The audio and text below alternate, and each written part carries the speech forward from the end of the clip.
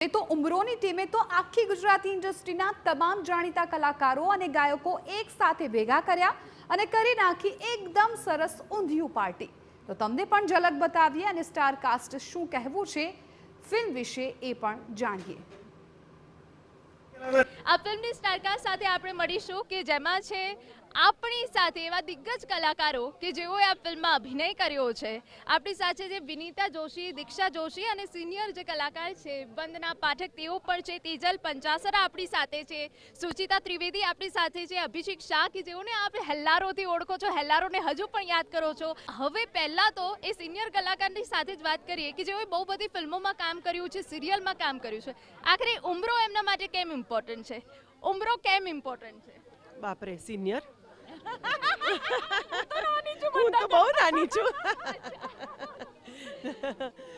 ઉમરો એટલા માટે ઇમ્પોર્ટન્ટ છે કારણ કે એ તમારી મારી આપણા સૌની વાત છે। મને લાગે છે આવી ફિલ્મો બનવી જ જોઈએ, ઘરે ઘરે લોકો સુધી પહોંચવી જ જોઈએ। આ એક એવી સ્ત્રીઓની વાત છે। સુચિતા સાથે આપણે વાત કરીએ કે જેઓએ અનેક સિરિયલમાં ફિલ્મમાં કામ કર્યું છે। આપે સૌથી વધારે પારિવારિક ફિલ્મ અને સિરિયલમાં કામ કર્યું છે। આપ એવી એક મહિલામાં રોલમાં ઉમરોમાં જોવા મળશો કે જે બહારની મહિલાઓને શક્તિ આપશે, જે અત્યાર સુધી ઘરમાં બંધ છે પણ એવું ને બહાર નીકળવાનું છે। ઘરમાં બંધ છે જ નહીં, એના મગજ અને મનથી બંધ છે। હા, તે જ્યારે ઉમરો ઓળંગશે એટલે મજા આવશે। બિલકુલ। સાથે આ ફિલ્મના ડાયરેક્ટર છે તેમની સાથે પણ આપણે વાત કરી લઈએ। અભિષેકજી, આખરે તમે મહિલાઓ સુધી પહોંચી ગયા ને? યસ યસ અને મહિલાઓની વાત જાણી લીધી કે આ ફિલ્મ દ્વારા મારે એ મહિલાઓને સમજાવવાનું છે કે જરા આંખો ખોલો, સપના જુઓ। રાઈટ। અને ઇવન હિલ્લારોમાં પણ એવું હતું અને આ ફિલ્મમાં પણ એવું છે કે મહિલાઓની વાત છે પણ આ બધા જ હ્યુમન બિંગની વાત છે। ઉમરો એટલે એક એવી અસમંજસ કે આપણે એક નાનકડું ડિસિઝન જીવનમાં નથી લઈ શકતા અથવા બહુ મોટું ડિસિઝન નથી લઈ શકતા, ખાલી એક જ સ્ટેપ લેવાનું હોય છે અને એનાથી કેટલું બદલાઈ જાય એમ। એટલે આજે ઉમરોમાં જે 7 સ્ત્રીઓની વાર્તા છે એમાં આઈડિયા એ જ છે કે 7 વાર્તાઓમાં એવું છે કે 7 સ્ત્રીઓ પોતાના જીવનના એવા ઉંબરા ઓળંગે છે કે જે કદાચ કેટલાક તો અદ્રશ્ય છે, જે લોકોએ જોયા જ નથી એમ। પણ આ બધું જે હું બોલું છું, જે આમ સાંભળવામાં હેવી લાગે, પણ ફિલ્મ બહુ હળવાશથી કહી છે। જો તમે ટ્રેલર જોશો તમને ખબર પડશે કે બહુ હળવાશથી બધી જ વાતો હસતા હસાવતા તમને તમારી આસપાસની વાર્તાઓ જીકતો તમને એવું સહેજ પણ નહીં લાગે કે આ કશું ફિલ્મી છે, તમને સહેજ પણ એવું નહીં લાગે કે આ તમે જોયું નથી, તમારી આસપાસનું જ છે બધું, પણ છતાંય હળવાશથી ઉમરો ઓળંગવાની વાત કરી છે। બિલકુલ। તેજલ, આપની પાસે આવું છે, ભાષા અલગ હોય, બોલી અલગ હોય, પણ લંડન તો પહોંચી જવું છે બધાની સાથે। યસ હા, મારું કેરેક્ટર એવું છે કે છેવાડાની ગામડાની એકદમ સાદી બાઈ છે પણ એની પાસે કોઝ એવું છે, એની પાસે કારણ એવું છે કે જે પોતાના ગામની બહાર પણ ના જતી હોય, એ વિદેશ જાય છે, કે જેને કાયમ બસમાં જ ટ્રાવેલ કરતી હોય છે, એ 4 વ્હીલરમાં પણ બેઠી નથી અને સીધું ફ્લાઇટમાં બેસે છે। સો હવે ઓડિયન્સે ફિલ્મ જોઈને નક્કી કરવાનું છે કે એવું શું કારણ છે કે સરિતાબેન ત્યાં સુધી જાય છે।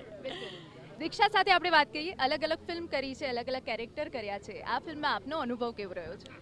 એકચ્યુઅલી આટલા બધા સિનિયર એક્ટર્સ જોડે, આટલા સરસ એક્ટર્સ જોડે કામ કરવા મળ્યું એ જ મારું ગુડ ફોર્ચ્યુન છે। અભિષેક સર જોડે મારે ક્યારનું કામ કરવું હતું, તો એ મારું ગુડ ફોર્ચ્યુન છે અને હું બહુ જ અત્યારે જેન્યુઅનલી ખાલી ગ્રેટફુલ છું, ગ્રેટિટ્યૂડમાં છું, કારણ કે 2025 મને પર્સનલી એવું લાગે છે કે it's a very beautiful year અને મને એવી વાઇબ આવે છે કે ઉમરો બધાને બહુ જ ટચ થશે અને સ્પેશિયલી મહિલાઓને છે ને એમને કંઈક અંદર કરશે।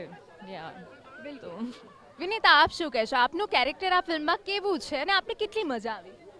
શૂટ કરવાની તો બહુ જ મજા આવી, કારણ કે અમે અમારું જે આખું જે રીતે અમારી બોન્ડિંગ થઈ શૂટિંગ દરમિયાન, એની પહેલાં પણ વર્કશોપ્સ વખતે, અને અભિષેકભાઈની ફિલ્મો એટલે બધાને જ ખબર હતી કે કેટલું ડિટેલમાં એમનું કામ હોય છે, હેલ્લારો બધાએ જોઈ છે એટલે ખ્યાલ છે।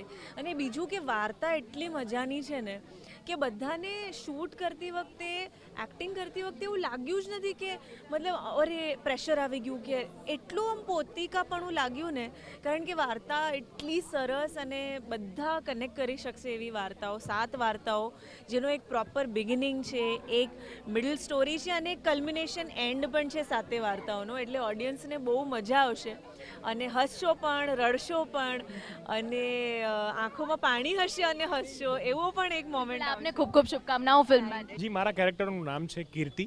કીર્તિ એક એવો માણસ છે કે જે વિંગ્સ ટ્રાવેલ નામની ટ્રાવેલ કંપની ચલાવે છે અને જે ગુજરાતથી વધારે બહાર ક્યારેય કઈ કંપની ગઈ જ નથી કોઈને લઈને. અને આ પહેલી વખત એવું ઇનિશિયેટિવ આ લોકોએ લીધું છે કે 7 બહેનોને એક સાથે લઈ જશે લંડન અને ત્યાં આગળ ફેરવશે.